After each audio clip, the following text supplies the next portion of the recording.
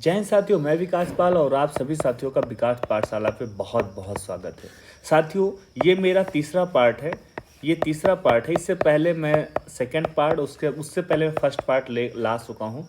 ये तीसरा पार्ट है। मैं 20 सवालों का सीरीज लेकर लाता हूँ टोटल। मैं सभी साथियों से आग्रह कहूँगा कि आप एक सादा पेपर और एक पेन लेकर बैठिए और हमारे सवालों का जवाब हमसे पहले देने का प्रयास करिए। लास्ट में कमेंट में बताइए कि आपके 20 में से कितने सवाल सही हुए। साथियों, मैं एक बात और भी बताना चाहूँगा आप सभी को। एसएससी जीडी या यूपी एएसआई मतलब होता है सब असिस्टेंट सब इंस्पेक्टर, और कंप्यूटर ऑपरेटर या ग्रुप डी या आरपीएफ कांस्टेबल या सीजीएल या कोई भी विभिन्न प्रकार के हमारे भारत में पेपर होते हैं, सभी परीक्षाओं में जनगणना से संबंधित सवाल जरूर पूछे जाते हैं। तो हम कुछ टुकड़ों में, कुछ हमारे पास 100 सवालों के सीरीज हैं जो बहुत इंपॉर्टेंट हैं, जो बार बार पूछे जा रहे हैं। मैं उन्हीं को टुकड़ों में 4 से 5 पार्ट में मैं आप सभी को 20-20 क्वेश्चनों का सीरीज लाकर मैं आप सामने प्रस्तुत करूंगा। मैं चाहूँगा कि एक बार अच्छे से सॉल्व करें। अगर आप इससे पहले वाले सेकेंड और फर्स्ट पार्ट को नहीं देखे हैं तो मेरे चैनल को अगर सबसे पहले सब्सक्राइब कर लें, उसके बाद में वो सेकेंड और फर्स्ट पार्ट को भी देख सकते हैं। ठीक है, आइए शुरू करते हैं। मेरा पहला सवाल है, 2011 की जनगणना के अंतिम आंकड़ों के अनुसार भारत का औसत जनसंख्या घनत्व प्रति वर्ग किलोमीटर कितना है? 2011 की जनगणना के अंतिम आंकड़ों के अनुसार भारत का औसत जनसंख्या घनत्व प्रति वर्ग किलोमीटर कितना है?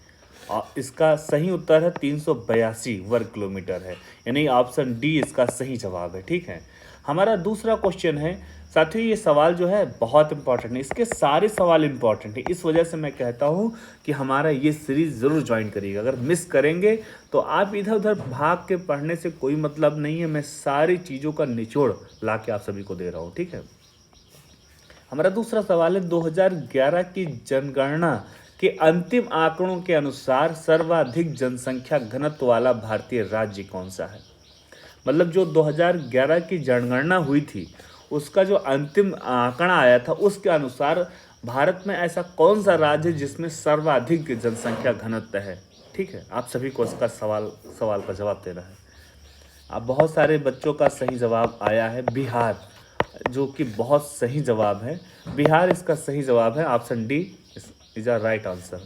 हमारा तीसरा सवाल है, 2011 की जनगणना के अंतिम आंकड़ों के अनुसार भारत का सबसे कम जनसंख्या घनत्व वाला राज्य, सबसे ज़्यादा जो है बिहार हमने बता दिया है।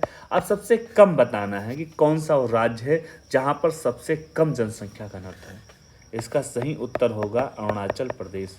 मतलब वहाँ जनसंख्या कम है, अरुणाचल। ऑप्शन बी इसका सही जवाब है। जनसंख्या घनत्व कम है इसलिए वहाँ चलते हैं।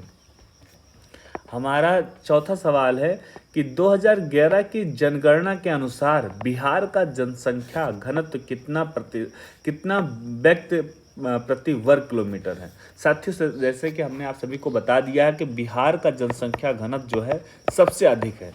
तो आपके मन में सवाल आएगा कि सर सबसे अधिक है तो कितना है? तो इसका सही जवाब है 1106। इसका सही जवाब है ऑप्शन डी 1106।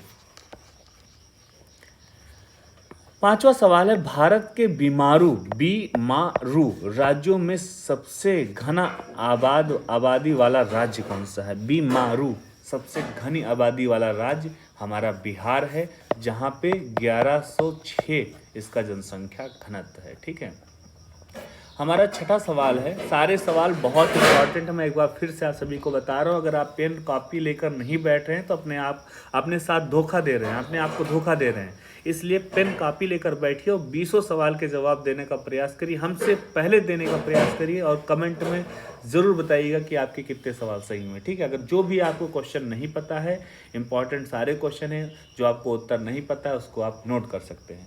हमारा छठा सवाल है, वर्ष 2011 की जनगणना के अनुसार उत्तर प्रदेश राज्य का जनसंख्या घनत्व कितना है? 2011 का जो जनगणना हुआ था उसके अनुसार हमारे उत्तर प्रदेश का जनसंख्या घनत्व पूछ रहा है कि कितना है। इसका सही जवाब है 829। हमारे उत्तर प्रदेश का जनसंख्या घनत्व 829 है। ऑप्शन डी इसका सही जवाब है। ठीक है, हमारा 7वां सवाल है, भारत में निम्नलिखित में से महानगरीय नगरों में से किसका जनसंख्या घनत्व सबसे कम है? ये इसमें सारे जो हैं चारों जो हैं महानगर हैं। आप सभी को बताना है कि कौन सा ऐसा महानगर है जहां की जनसंख्या घनत्व सबसे कम है। साथियों, अगर हम जनसंख्या घनत्व की बात करते हैं सर्वाधिक, तो सबसे पहले मुंबई आ जाएगा, जिसमें सबसे ज़्यादा जनसंख्या घनत्व है मुंबई। उसके बाद दूसरे नंबर पे हमारी दिल्ली आ जाएगी, जहाँ हमारे भारत की कैपिटल है, राजधानी है। तीसरे नंबर पे आ जाता है कोलकाता। तो आप सभी को पता ही चल गया होगा कि अब कौन सा बचा? चेन्नई बचा, चेन्नई। यानी ऑप्शन डी इसका सही जवाब हो जाएगा, ठीक है। और ये क्रम आप सभी को याद रखना है, मुंबई, दिल्ली, कोलकाता, फिर चेन्नई। अब बात करते हैं, ये भी बहुत इंपॉर्टेंट सवाल है, आपका दिमाग खोल देगा। सूची 1 को सूची 2 से सम्मिलित कीजिए। सूची 1, जैसे सूची 1 में लिखा है, ऑप्शन ए में बिहार लिखा है, बिहार, और ऑप्शन ए है बिहार, ऑप्शन बी है केरल, और ऑप्शन सी है उत्तर प्रदेश, और ऑप्शन डी है पश्चिम बंगाल। अब इसका जनसंख्या घनत्व भी लिखा हुआ है, आप सभी को बताना है इसका जनसंख्या घनत्व कितना है। मैंने आप सभी को बता दिया, बिहार की जनसंख्या घनत्व कितनी है? 11,006। Very good. और केरल की जनसंख्या घनत्व चलो मैंने नहीं बताई, उत्तर प्रदेश की बताई है, कितनी है? 829। Very good. और पश्चिम बंगाल की जनसंख्या घनत्व कितनी है? 1028। साथियों 1028, देखो सबसे ज़्यादा जनसंख्या घनत्व जो है बिहार का है, उसके बाद में हमारा पश्चिम बंगाल आ जाता है, ठीक है। दूसरे नंबर पे पश्चिम बंगाल आ जाता है।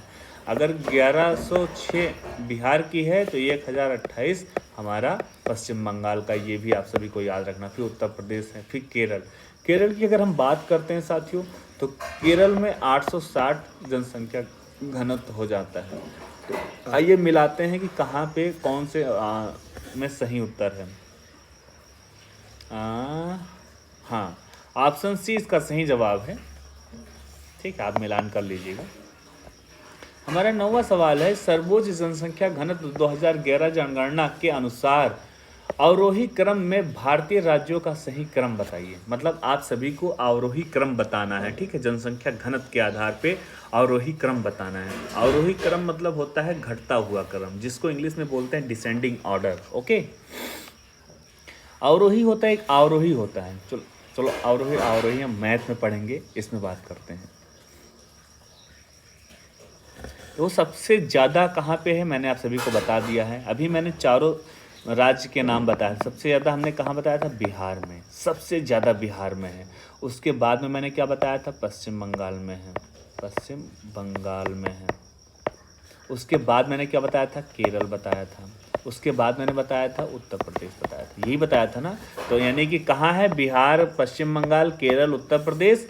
कहाँ ढूंढो? बिहार सबसे आगे, ये ऑप्शन डी, बिहार, पश्चिम बंगाल, केरल और उत्तर प्रदेश, यानी ऑप्शन डी इसका सही जवाब है, ठीक है साथियों। अब इसी के साथ एक बार फिर से जनसंख्या घनत्व कितना है ये थोड़ा सा रिवाइज करना बहुत ज़रूरी है। बिहार की अगर हम बात करते हैं साथियों, तो 1106, मतलब 1106 जो है 1106 बिहार की जनसंख्या घनत्व है। अगर हम पश्चिम बंगाल की बात करते हैं तो 1028 पश्चिम बंगाल की है। अगर वहीं हम उत्तर प्रदेश की बात करते हैं तो उत्तर प्रदेश का हो जाएगा 300, कितना मैंने बताया था? उत्तर प्रदेश का 829 मैंने बताया था, हाँ 829।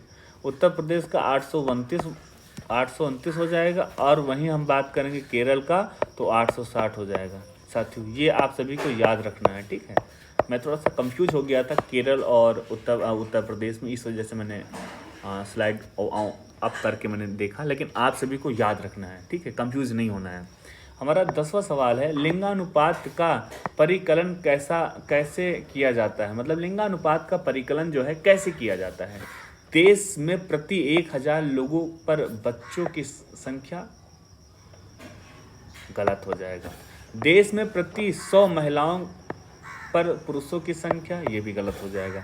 देश में प्रति 1000 पुरुष पर महिलाओं की संख्या, ये बहुत सही उत्तर है।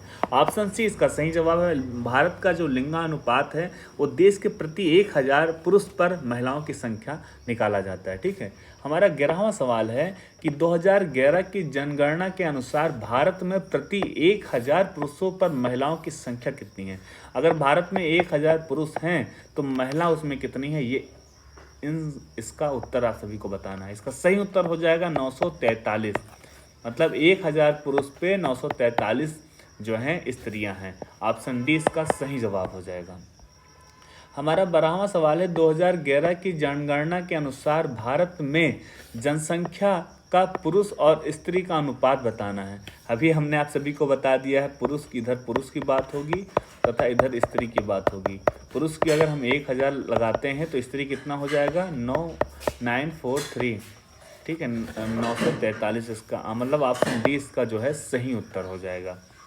हमारा 13वां क्वेश्चन है 2011 की जनगणना के अनुसार भारत में स्त्री और पुरुष का अनुपात कितना है। स्त्री और पुरुष का अनुपात कितना है, आपको ये उत्तर देना है। मतलब थोड़ी सी वृद्धि हुई है या थोड़ी सी गिरावट हुई है या एकदम कमी आई है या कोई परिवर्तन नहीं हुआ। परिवर्तन तो हुआ है दोस्त, मतलब एकदम गिरावट आई है ऐसा भी नहीं है, गिरावट तो नहीं आई है। थोड़ी सी गिरावट आई है, थोड़ी सी भी गिरावट नहीं आई है। थोड़ी सी वृद्धि हुई है, बिल्कुल सही है, वृद्धि हुई है। मतलब ऑप्शन ए इसका सही जवाब है। ठीक है साथियों, आइए हम 14वें क्वेश्चन पे चलते हैं। भारत के किस राज्य में महिलाओं की संख्या पुरुषों से अधिक है। बहुत इंपॉर्टेंट सवाल है, बार बार पूछा गया है, बार बार इसे जीडी में 2 बार पूछा गया है साथियों। भारत के किस राज्य में महिलाओं की संख्या पुरुषों से अधिक है। भारत में किस राज्य में महिलाओं की संख्या पुरुषों से अधिक है। बिहार गलत, केरल, कर्नाटक गलत, तमिलनाडु गलत। यानी सही उत्तर क्या हो जाएगा केरल। केरल एकमात्र ऐसा राज्य है जहाँ पे महिलाओं का बोलबाला है। महिलाएं जो हैं पुरुष से ज़्यादा हैं। ठीक है साथियों, हमारा 15वां सवाल है निम्नलिखित में से किस राज्य की जनसंख्या महिलाओं के अनुकूल है। मतलब जाहिर सी बात है कि जहाँ पे महिलाओं की जनसंख्या ज़्यादा होगा वहीं पे महिलाएं अनुकूल होंगी। ठीक है, उत्तर प्रदेश गलत हो जाएगा, तमिलनाडु गलत हो जाएगा, पश्चिम बंगाल गलत हो जाएगा, केरल इसका सही जवाब है केरल। ऑप्शन डी इसका जो है सही जवाब है।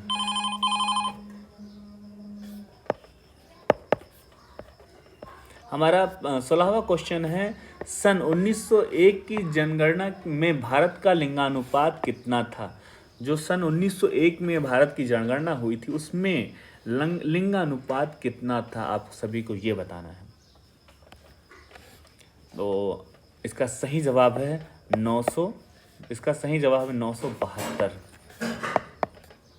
ऑप्शन सी इसका सही जवाब है। 17वां क्वेश्चन है लिंगानुपात की दृष्टि से केरल में महिलाओं के लिए सर्वाधिक उपयुक्त दशाएं पाई जाती हैं। दूसरा स्थान निम्नलिखित में किसका है। लिंगानुपात की दृष्टि से केरल में महिलाओं के लिए सर्वाधिक उपयुक्त दशाएं पाई जाती हैं। मतलब केरल में सबसे ज़्यादा महिलाएं पाई जाती हैं। तो दूसरा सबसे नंबर 1 केरल आता है, तो दूसरा नंबर कौन से राज्य का आता है, आप सभी को इसका जवाब देना है। तो इसका सही उत्तर हो जाएगा Pondicherry. Option C is a right answer. हमारा 18वां सवाल है कि भारत में सबसे कम लिंगानुपात वाला राज्य। बहुत इंपॉर्टेंट है, वेरी इंपॉर्टेंट, टिक कर लीजिए, वेरी इंपॉर्टेंट। भारत में सबसे कम लिंगानुपात वाला राज्य कौन सा है। साथियों मैंने सबसे अधिक वाली बात मैंने बता दी है, सबसे अधिक कहाँ है, केरल में है। तो सबसे कम कहाँ है ये बताना है साथियों। सबसे कम जो है हरियाणा में है, हरियाणा में है। ऑप्शन बी इसका सही जवाब है। हमारा सेकेंड लास्ट क्वेश्चन है 19वां। राष्ट्रीय जनगणना 2011 के अनुसार 6 वर्ष से कम आयु के बच्चों का लिंगानुपात। बहुत इंपॉर्टेंट है, वेरी इंपॉर्टेंट। सारे क्वेश्चन वेरी इंपॉर्टेंट है। 20 क्वेश्चन है, अभी लास्ट में आप सभी को बताना है 20 में से कितने सवाल आपके सही हुए हैं। राष्ट्रीय जनगणना 2011 के अनुसार 6 वर्ष से कम आयु के बच्चों का लिंगानुपात कितना है। ऑप्शन ए 919, मतलब 919। इम्पॉर्टेंट है, याद कर लीजिए 919 मतलब 919 ये बच्चों का अनुपात है, लिंगानुपात है। ठीक है, अगर हमारे भारत में 1000 बच्चे पैदा होते हैं, मतलब 1000 लड़के पैदा होते हैं, तो उसमें से 919 लड़कियां पैदा होती हैं। 100 की सीधी बात। ठीक है, हमारा ये आखिरी सवाल है 20वां सवाल। निम्नलिखित में से कौन सा सही नहीं है। मतलब निगेटिव ढूंढना है, जो जहाँ नहीं आए ना वहाँ आप घेरा बना दो, क्योंकि ये कंफ्यूजन क्रिएट करता है। ठीक है, केरल में स्त्री और पुरुष अनुपात महिलाओं के पक्ष में है, ये बिल्कुल सही जवाब है। भारत में लिंगानुपात 943 मतलब 943 हो गया, ये भी सही जवाब है। पांडिचेरी में स्त्री पुरुष के अनुपात में महिलाएं के पक्ष में, ये भी सही बात है। लेकिन चंडीगढ़ में लिंगानुपात देश के सबसे कम है, ये गलत हो जाएगा, ये गलत हो जाएगा। लिंगानुपात सबसे कम कौन से देश में है? लिंगानुपात सबसे कम जो है अभी मैंने बताया था हरियाणा में है, हरियाणा में।